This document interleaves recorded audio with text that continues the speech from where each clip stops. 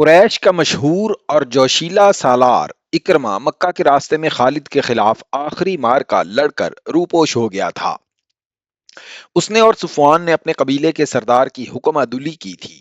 اسے اپنا انجام بہت برا نظر آ رہا تھا۔ اسے یہ بھی معلوم تھا کہ رسول کریم بھی اس کی یہ خطا نہیں بخشیں گے۔ اس نے اسلامی فوج کے ایک دستے پر حملہ کیا اور اس دستے کے 2 آدمی شہید کر دیے تھے۔ اکرما کی بیوی مکہ میں تھی۔ تاریخوں میں واضح اشارہ ملتا ہے کہ رسول کریم نے فتح مکہ کے بعد قریش کی 4 عورتوں اور 6 آدمیوں کے قتل کا حکم دیا تھا۔ انہوں نے مسلمانوں کو بہت زیادہ تکلیفیں پہنچائی تھیں۔ اکرما کی بیوی مکہ میں تھی۔ فتح مکہ کے 2-3 روز بعد ایک آدمی اکرما کے گھر آیا۔ میں تمہارے لیے اجنبی ہوں بہن۔ اس شخص نے اکرما کی بیوی سے کہا، اکرما میرا دوست ہے، میں قبیلہ بنو بکر کا آدمی ہوں۔ تمہیں معلوم ہوگا کہ اکرما اور صفوان نے مسلمانوں کا راستہ روک کر ان کے خلاف سازش تیار کی تھی۔ انہیں مرتد کہا گیا تھا۔ ان میں ہندا اور اکرما کے نام خاص طور پر قابل ذکر ہیں۔ ابو سفیان کی بیوی ہندا ہر اس انسان کے خون کی پیاسی ہو جاتی تھی جو اسلام قبول کر لیتا تھا، روکنے کی کوشش کرتی تھی، اور اس نے بہت سارے ایسے معاملات کیے۔ اس کا مقابلہ اب خالد سے تھا جو تجربہ کار جنگجو ہے۔ اس کے ساتھ آدمی بھی تھے، میں جانتی ہوں۔ اکرما کی بیوی نے کہا، میں پہلے سن چکی ہوں، میرے اجنبی بھائی مجھے بتاؤ وہ کہاں ہے، وہ زندہ تو ہے؟ وہ مجھے بتا گیا تھا کہ یمن جا رہا ہے۔ اجنبی نے کہا، وہ کہہ گیا ہے کہ تجھے وہاں بلا لے گا۔ مجھے یہ بھی معلوم ہے کہ وہ کس کے پاس گیا ہے۔ میں تجھے یہی بتانے آیا تھا، وہ واپس نہیں آئے گا، اسے یہاں آنا بھی نہیں چاہیے۔ اکرما کی بیوی نے کہا، وہ آ گیا تو اسے قتل کر دیا جائے گا، تم تیار رہنا۔ اجنبی نے کہا، اس کا پیغام آئے گا تو میں تمہیں اس کے پاس پہنچا دوں گا۔ تم اس کے پاس پہنچ جاؤ گی تو وہ تمہیں ساتھ لے کر حبشہ کو چلا جائے گا۔ اجنبی اسے اپنی بستی کا اور اپنا نام اور پتہ بتا کر چلا گیا۔ 2 روز بعد اکرما کی بیوی بنو بکر کی بستی میں گئی اور اس آدمی سے ملی جس نے اسے اکرما کا پیغام دیا تھا۔ کیا تو اکرما کے پاس جانے کو آئی ہے؟ اکرما کے دوست نے پوچھا۔ میں اسے واپس لانے کے لیے جا رہی ہوں۔ اکرما کی بیوی نے کہا، کیا تو نہیں جانتی کہ وہ آیا تو اسے قتل کر دیا جائے گا؟ اسے قتل نہیں کیا جائے گا۔ اکرما کی بیوی نے کہا، میں نے اسلام قبول کر لیا ہے اور رسول اللہ نے میری فریاد پر میرے شوہر کو معاف کر دیا ہے۔ کیا تو نے محمد کو اللہ کا رسول مان لیا ہے؟ مان لیا ہے۔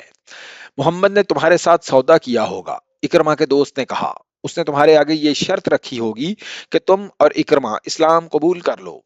نہیں، اکرما کی بیوی نے کہا، محمد نے جو اللہ کے بھیجے ہوئے رسول ہیں میرے ساتھ ایسا کوئی سودا نہیں کیا، اور محمد ان میں سے نہیں جو سودا کر کے اپنی بات منوایا کرتے ہیں۔ میں وہاں اپنے شوہر کی جان بخشی کی فریاد لے کر گئی تھی۔ یہ وہی محمد ہیں جنہیں میں بڑی اچھی طرح جانتی تھی، لیکن اب میں نے آپ کو دیکھا تو میں نے دل سے کہا کہ یہ وہ محمد نہیں جو کبھی ہم میں سے تھے۔ یہ محمد جن کے پاس میں اب فریاد لے کر گئی، آپ کی آنکھوں میں مجھے کوئی ایسی چیز نظر آئی جو کسی اور انسان میں نہیں ہوتی۔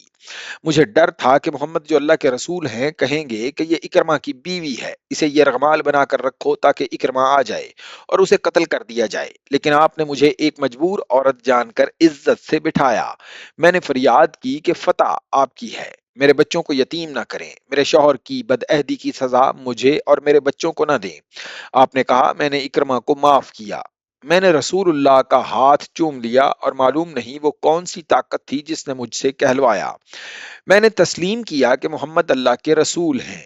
اب میں اس خدا کو مانتی ہوں جس نے محمد کو رسالت دی ہے صلی اللہ علیہ وسلم، اور تم مسلمان ہو گئی ہے۔ اکرما کے دوست نے کہا، ہاں۔ اکرما کی بیوی نے کہا، میں مسلمان ہو گئی، مجھے اس کے پاس لے چل۔ میرے شوہر کے دوست، میں اسے واپس لاؤں گی، میں دوستی کا حق ادا کروں گا۔ اکرما کے دوست نے کہا، چل، میں تیرے ساتھ یمن چلتا ہوں۔ کافی دنوں بعد اکرما اپنی بیوی کے ساتھ مکہ میں داخل ہوا۔ اپنے گھر میں جانے کی بجائے حضور اکرم کے پاس گیا اور اس نے اپنے کیے کی معافی مانگ کر اسلام قبول کر لیا۔ اسی روز صفوان بھی واپس آ گیا۔ وہ بھاگ کر جدہ چلا گیا تھا۔ ایک دوست اس کے پیچھے گیا اور اسے کہا کہ وہ سالاری رتبے کا جنگجو ہے اور اس کی قدر رسول کریم ہی جان سکتے ہیں۔ اسے یہ بھی کہا کہ قبیلہ قریش ختم ہو چکا ہے۔ صفوان تلوار کا دھنی اور نامور سالار تھا۔ وہ اپنے دوست کے ساتھ مکہ آ گیا اور اس نے رسول کریم کے حضور پیش ہو کر اسلام قبول کر لیا۔ ابو سفیان کی بیوی ہندا ایسی عورت تھی جس کے متعلق سوچا بھی نہیں جا سکتا تھا کہ اسلام قبول کر لے گی۔ رسول کریم نے اس کے قتل کا حکم دے رکھا تھا اور وہ روپوش تھی۔ ابو سفیان اسلام قبول کر چکا تھا۔ ہندا کو جب پتا چلا کہ اکرمہ اور صفوان نے بھی اسلام قبول کر لیا ہے تو وہ سامنے آ گئی، یہ جانتے ہوئے کہ اسے قتل کر دیا جائے گا۔ وہ رسول اکرم کے حضور جا پہنچی، آپ نے اسے معاف کر دیا اور وہ مسلمان ہو گئی۔ مکہ کے ارد گرد دور اور نزدیک کچھ قبائل تھے، ان میں بعض بت پرست اور بعض توہمات کو عقیدہ بنائے ہوئے تھے۔ رسول کریم نے ان کی طرف پیغام بھیجے کہ وہ اللہ کا سچا دین قبول کر لیں۔ پیغام لے جانے والے فوجی تھے، لیکن آپ نے حکم دیا تھا کہ کسی پر تشدد نہ کیا جائے اور جنگی کارروائی سے گریز کیا جائے۔ مکہ کے جنوب میں تہامہ کا علاقہ ہے جہاں جنگجو قبائل بکھرے ہوئے تھے۔ ان کے متعلق خدشہ تھا کہ لڑنے پر اتر آئیں گے، اس لیے اس علاقے میں فوج کا ایک دستہ بھیجا گیا۔ اس کی کمان خالد کو دی گئی۔ تمام کا تمام دستہ گھڑ سوار تھا، اس میں بنو سلیم کے آدمی بھی تھے اور مدینہ کے بھی۔ مدینہ سے مکے سے تقریباً 50 میل دور یلملم کے مقام تک جانا تھا۔ خالد اپنے سوار دستے کے ساتھ روانہ ہو گئے۔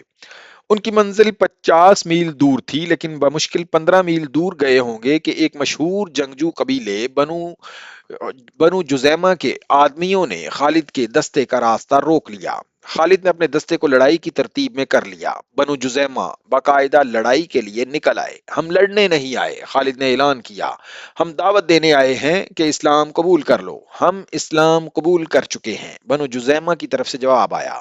ہم نمازیں پڑھتے ہیں، ہم دھوکہ کھانے نہیں آئے۔ خالد نے بلند آواز سے کہا، اگر تم مسلمان ہو چکے ہو تو تلواریں اور برچھیاں پھینک دو۔ خبردار بنو جزیمہ کی طرف سے کسی نے للکار کر کہا، اسے میں جانتا ہوں، یہ مکہ کے ولید کا بیٹا خالد ہے، اس پر اعتبار نہ کرنا، ہتھیار ڈال دو گے تو یہ ہم سب کو قتل کرا دے گا، ہتھیار نہ ڈالنا۔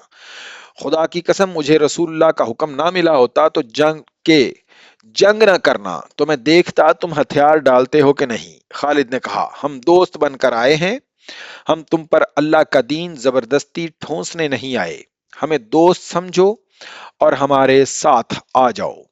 اہل قریش کی کیا خبر ہے؟ بنو جزیمہ کی طرف سے آواز آئی۔ مکہ چل کر دیکھو، خالد نے کہا۔ ابو سفیان، اکرمہ اور صفوان اسلام قبول کر چکے ہیں۔ بنو جزیمہ نے ہتھیار ڈال دیے۔